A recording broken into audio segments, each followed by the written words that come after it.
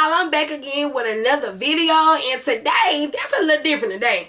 So, I've been seeing this trend all over, and so many people been answering this question like for their particular industry, and they said, if I was to start a whatever business over in 2026 from scratch, this is what I do. So, let me explain to you guys what I would do if I was to start my tax business all the way over. Now, fun fact, I just retired. This was my 11th year doing taxes, and this is my last one. I will not be doing taxes anymore. Like, I don't know how to feel about that. That's bittersweet. This has been like one of the most constant things in my life, but it's just time for me to evolve to the next phase. I am a full-time tax coach, mentor, whatever you want to call it, and I also am a service bureau. So I have my own tax offer company, and I also have a couple of other things that I'm working on in the tax industry. So I really don't have time for the client side, and also it don't fulfill me. I feel like I have mastered it. I feel like that is something that I have done, and it's time for me to move on. Like, it's no longer fulfilling to me anymore. It's not challenging. So again, love the tax industry now, but let me tell you, and I still do have a very successful tax business, okay? I had over 700 clients, okay, on my own, individually. No other preparers, nothing, just me, okay? So I know a thing or two about starting a tax business, okay? So I'm gonna say what I would do if I was starting this tax business all over again from scratch in 2026, even without being a brick and mortar, okay? So the first thing that I would do is I would strictly go marketing all over social media. I would not go and build one platform. That's where I failed to do, okay?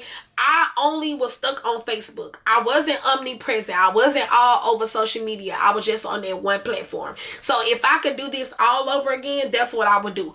Facebook, Instagram, TikTok, YouTube. I would be everywhere. Reason being is because there are so many things that can happen right now. So many people, myself included, are going through restrictions on Facebook. Facebook is my primary platform, and it definitely has caused a big disruption in my business. It haven't stopped it completely, but it definitely disrupted it. I cannot go live. I cannot run ads, and it's just been a mess, okay? And not only on my personal page, but on my business pages as well. So it has completely come to a halt for some of my faces pages. So that's what I would do. I would be on all of those platforms, repurpose that content, take that time to do so. The next thing that I would do as well is I would go year round. When I was first getting started as a tax preparer, I would be done. And after my big drop, after like the first, second, the third, by March, I'm done. By the middle of March, I am completely done. And that's something that I know that I would do if I was starting over. I would take that consistency, like do that consistency and take that seriously from the day one.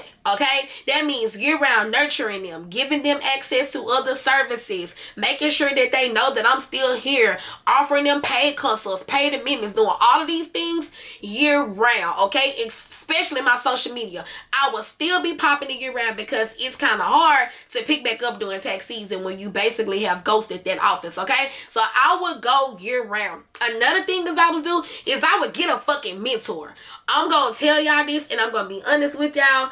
I did everything on my own. And yes, it's honorable or whatever that, oh, you did this on your own. But I knocked and bumped my head so many times that I know for a fact that I wouldn't have done it if I had the proper guidance and leadership. Okay, I always was the person that's being the leader, but you can never be the smartest one in the room. If you continuously go place after place, or you walk through life and you the smartest one in the room, you in the wrong fucking room. So I wish that I had seek counsel from mentors, coaches, whatever the case may be, early on, because I would have never made some of the mistakes that I made in business. Okay, so that's what I would have did early on.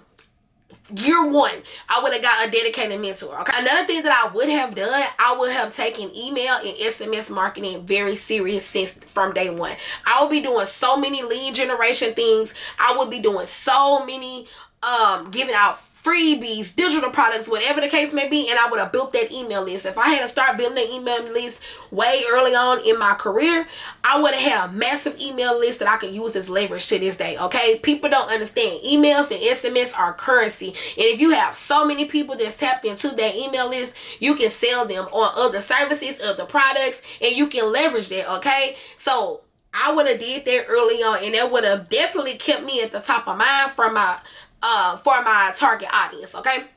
Another thing that I would have did was run ads. I don't think you guys understand how much running ads can be beneficial for your business, okay? You cannot be the best kept secret. People have to know who you are, and you're at an industry where you can file anybody's taxes from the comfort of your home. They don't have to be in your city. They don't have to pull up to your tax office or meet you with the WeWork. They don't have to do that. They can do everything in or on the internet, okay? So you need to start running ads to be able to reach more people. Now, this is where things get a little tricky at, because a lot of people think, ain't nobody finna be giving me their social security number just because they see me on the ad. You may be correct, but what can they do? They'll give you their email and their phone number to download this free W-4 checklist. They'll give you their email and their phone number to go and download this guide on how to save on taxes if you're a brand new business owner. They'll go and give you their email and their phone number to give you a follow or join this webinar if you have things that you have to give them that's of value, okay? So the thing of it is, you run those ads to get them to your ecosystem. Now, it's on you to just slam dunk it and go ahead and get them to file it, okay? But that's another topic for another day, all right? So that's what I would have did early on. Another thing that I would have did early on is take my branding consistently and seriously. I'm that girl that I done rebranded 5-6 times because I be too indecisive.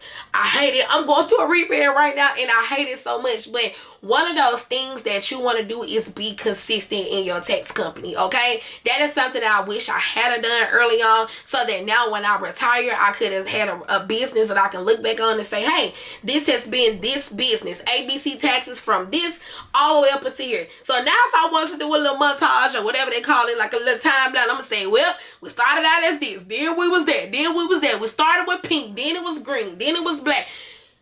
I would have took branding seriously early on, and I'm not talking about marketing and all that, because you know I got the marketing on lock, honey. I'm talking about branding, where when people see this, they know it's me. When they see this logo, they know it's me, just like H&R Block and all these things. But baby girl done changed that business name too many times, okay? So that's something that I would have taken seriously earlier. Another thing that I would have took seriously earlier is building a team. And I'm not talking about building a team of PTs. I'm talking about hiring the right people in my business. Newsflash, baby, you cannot do all of this on your own. Doing this on your own is one of the biggest ways for you to hit a brick wall. Yes, when you're first getting started, you don't have to go and hire nobody, but you cannot scale independently. You need help. And that is something that I wish I would have did early on. I'm figuring it out now, and things are running so smooth.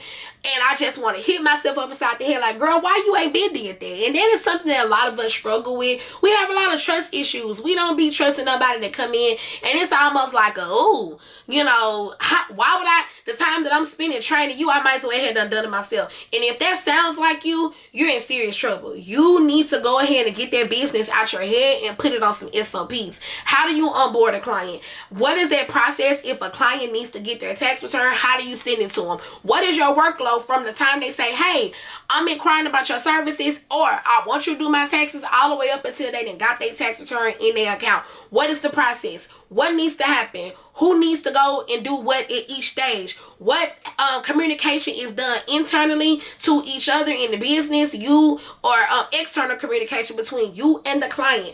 All this needs to be wrote out. And if you have not developed a professional workflow, I'm going to link down a video below that kind of help you, guide you through that, because it's time for you to get that business out your head and put it down, okay? So those are all the things that I would have done. Oh, and one last thing, I would have started networking sooner.